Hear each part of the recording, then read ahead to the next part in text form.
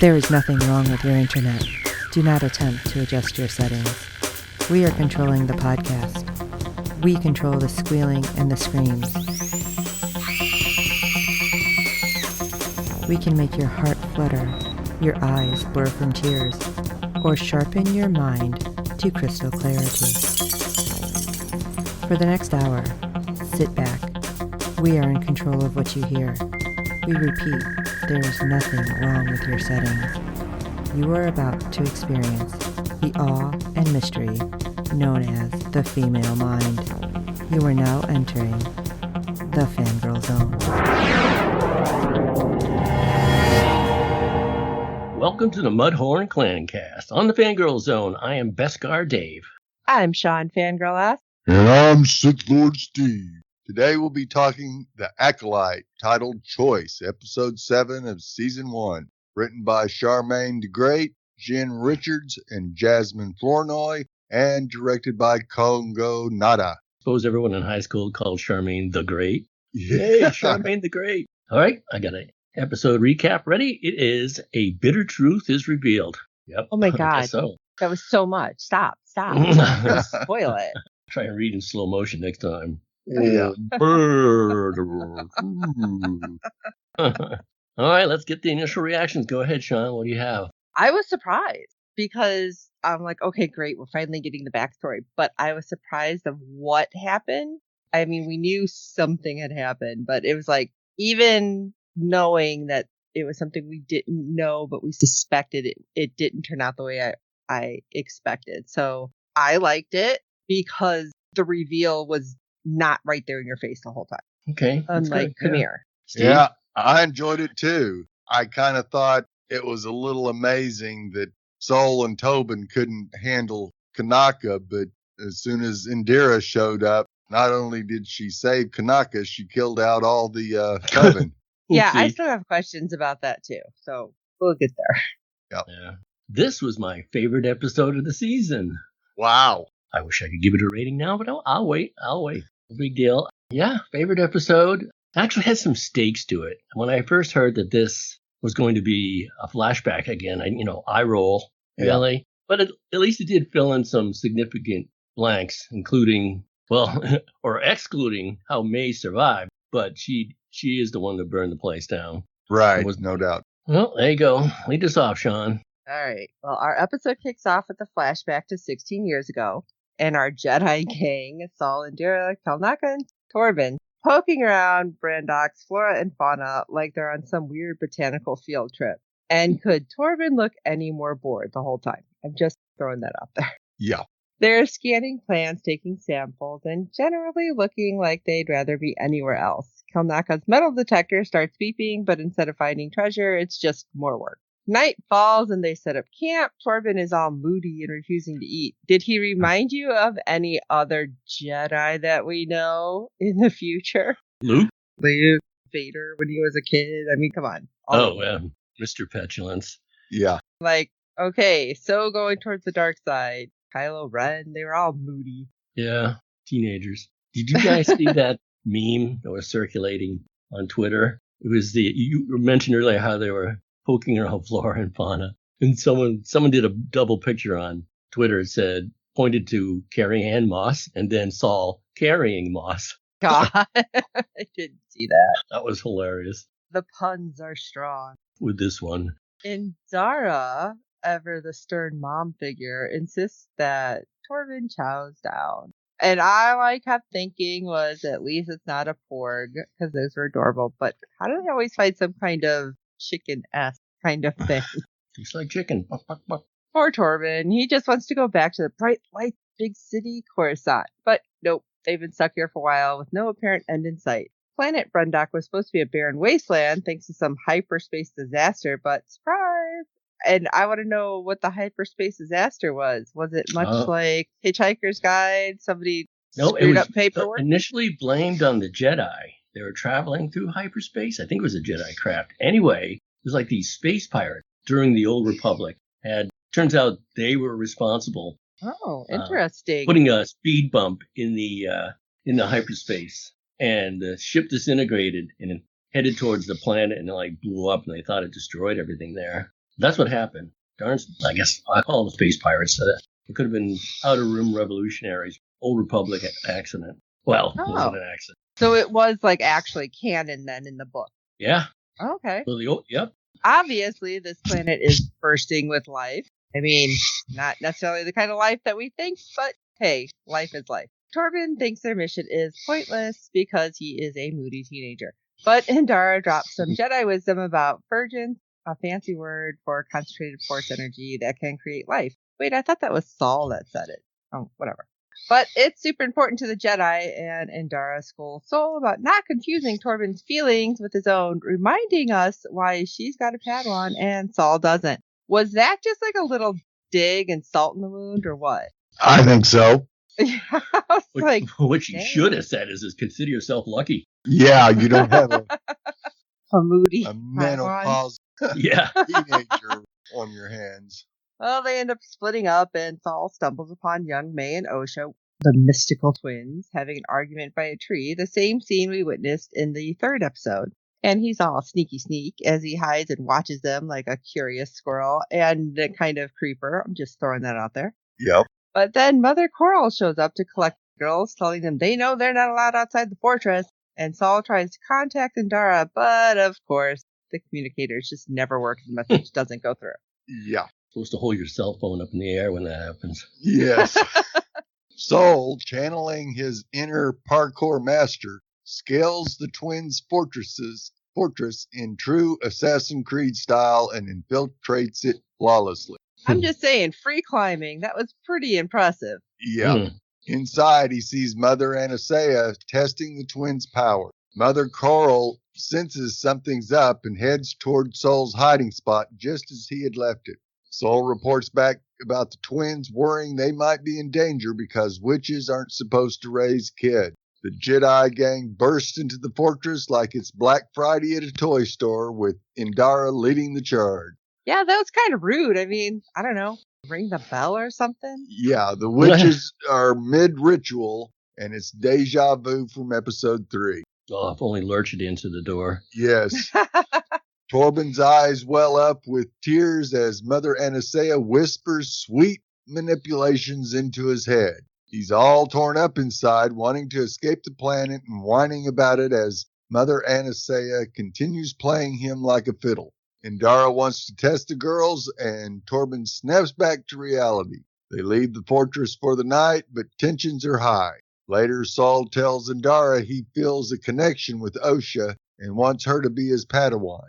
Indara is skeptical, saying the coven won't let her go. Well, Saul's determined, believing Osha wants to leave with them. Indara repeats her mantra, do not confuse your feelings for Osha. Meanwhile, Torben's outside meditating, and the witches arrive for the testing. Indara questions May, who talks about ascension and how it means she and Osha will one day lead the coven, and that's how she has the same mark as her mother. May quotes Mother Anastasia saying, everyone must walk through fear. Everyone must be sacrificed to fulfill their destiny. That had me kind of wondering. It's like, oh, are they going to kill the kids off? I mean, ultimately, or what? It's possible. How, at Torben's assumed age, is he not a little better at, like, blocking out this woman from just being in his head? Or is it like... Well, you know, hot girl, teenager. The looks on Saul and Indira's face says it all. They believe what they just heard means the girls are being marked as sacrifice for some entity or ritual. This is where the House of Dragon-size misunderstanding begins, and those are big ones. Yes.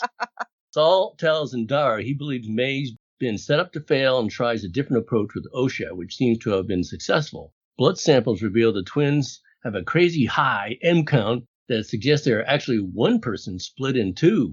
Torben is ever the impulsive one, rushes back to the fortress thinking they have found the virgins. It's his ticket home.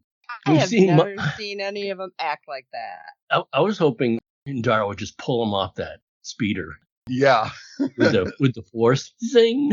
What were you going to say, Shawn? Oh, I'm just saying, like, I've never seen any of the Jedi. Even, like, Kylo and Anakin didn't act like that. Like, all of a sudden, he's like, yes, we're going home. I'm going to go get him. It's like, run. It's like, what the hell just happened? Yeah, good job, Indara. The Coven's angry, but Mother Anastasia insists Osha must choose her own path. She had a real change of heart. May, in a fit of anger, destroys the fortress's console, trapping everyone inside and kicking off preparations for war. Saul senses trouble and drags Torben along, reminding him to guard his mind. Chaos ensues as the Jedi make their way inside the fortress. Mother Anastasia insists on no violence, but Mother Coral is ready to fight. Well, yeah, she already had pushed May, like, I know, like, stoked go her get up. her, stop her. Yeah, it's like, okay, this is not how you do this. Yeah, some mother she is. The fortress starts to explode and is revealed May accidentally caused the fire by being clumsy and dropping the fire lantern she had used to burning Osha's book. Saul and Torben clash with the witches in a visually stunning scene. Saul stabs Mother Anastasia and kills her, and Mother Coral tells May to run as she fights Torben and Saul. Somebody who called it the smoke monster, like on Lost. On Lost? Yeah. Yeah, I loved how Anastasia kept telling Saul, fight me, because he was definitely playing defense at first. And Well, that was Coral. Wasn't that Yeah, Coral? that was Coral. Yeah, it Yeah. was. Because Yeah. I Oh, think yeah, at that point, Saul, well, he doesn't want to fight because when he stabbed Mother Anastasia, I feel like it was more of like knee-jerk reaction because he didn't know what she was doing when she was turning into the smoke monster. Right. But then when she's like, I was going to let her go, it was, yeah, it just like, it was eating him up. And he's like, I don't want to fight anyone because this is already turning into a shit show. It's like, How do you stab a smoke monster, though? I thought she just lost corporal form. That was my question. I was going to hope you guys could answer that one. I don't get that at all. Really? I thought it would just go like whoosh and leave a little like contrails behind the lightsaber or something. Anastasia could go, yeah. But it was weird because you see, as Anastasia was doing that, May was starting to do it at the same time. Like her arm started to kind of smoky. Yeah. And I was like, Smoky. Smoky. That's it.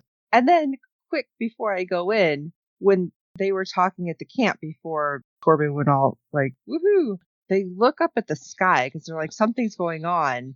I swear that like planetary, I don't know, configuration that they were looking at was the same as in Ahsoka. Maybe not. Anybody who knows, like, throw something to us, let us know, because it's been a while since I watched Ahsoka. Yeah. So it's like, oh, is it the same? I'm going to err on the side of caution and say no. That would set Twitter on fire with, they're on Ahsoka's planet. Yeah. I don't know. It's just kind of weird. But anyway. Yeah. All right. So we're going back. They're fighting. Nobody wants to fight. Interesting, by the way, with the archers. I'm like, why are all their arrows like glowing on the end? The fortress crumbles and Mother Coral, along with the other chanting witches, first of all disappear. And I'm like, what the hell just happened? And they possess Kalnaka, turning him into a rampaging Wookiee, which is pretty hardcore.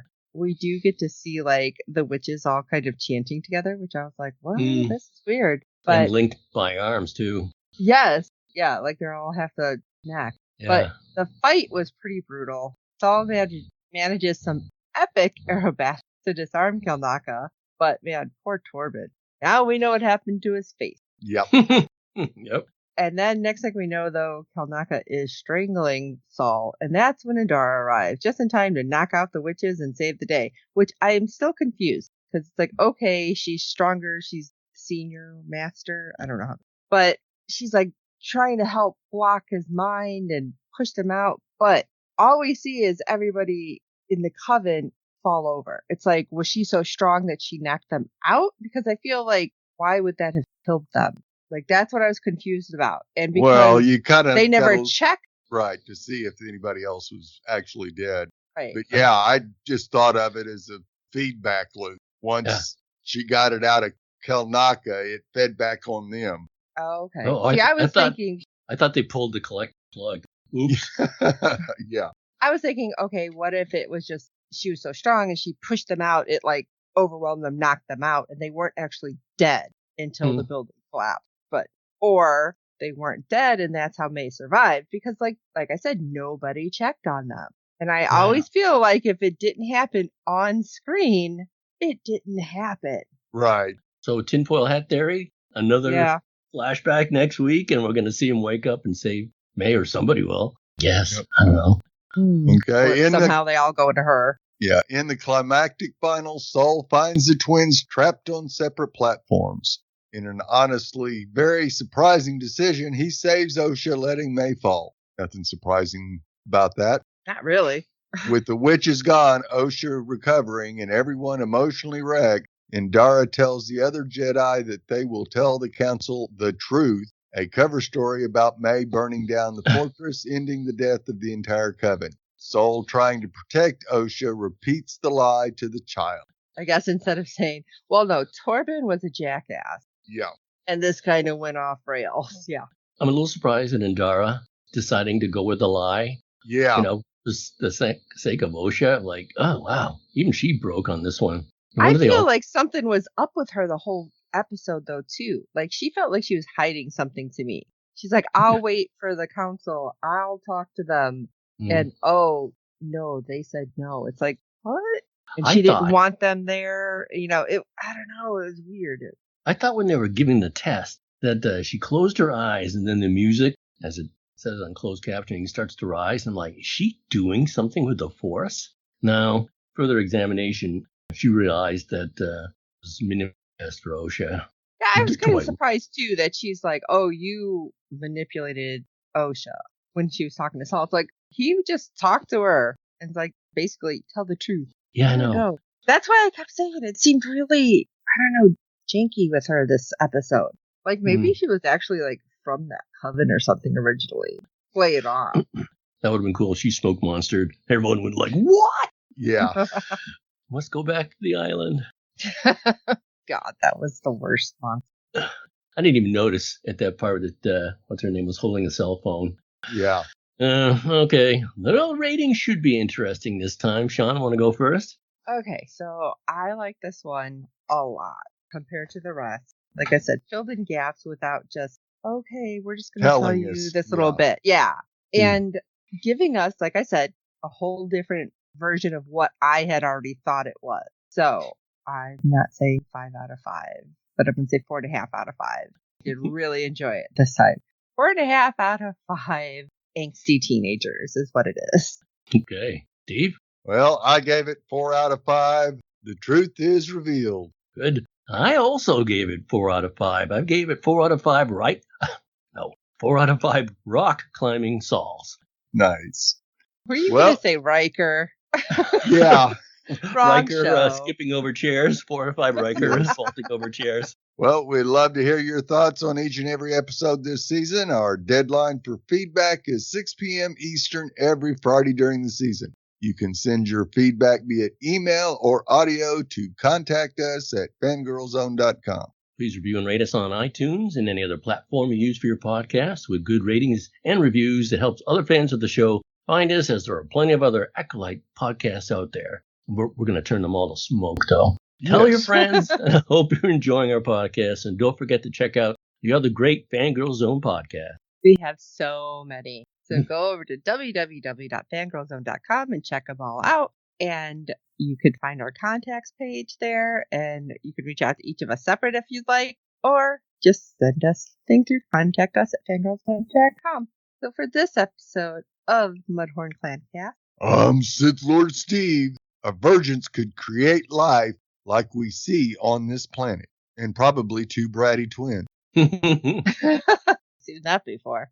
I'm Shawn Fangirl S, and I'm pretty impressed with some free climbing because I can barely get up without losing balance. And this is Beskar Dave. And as Sith Lord Steve said, virgins could create life like that on the planet, but Divergence was just an average movie.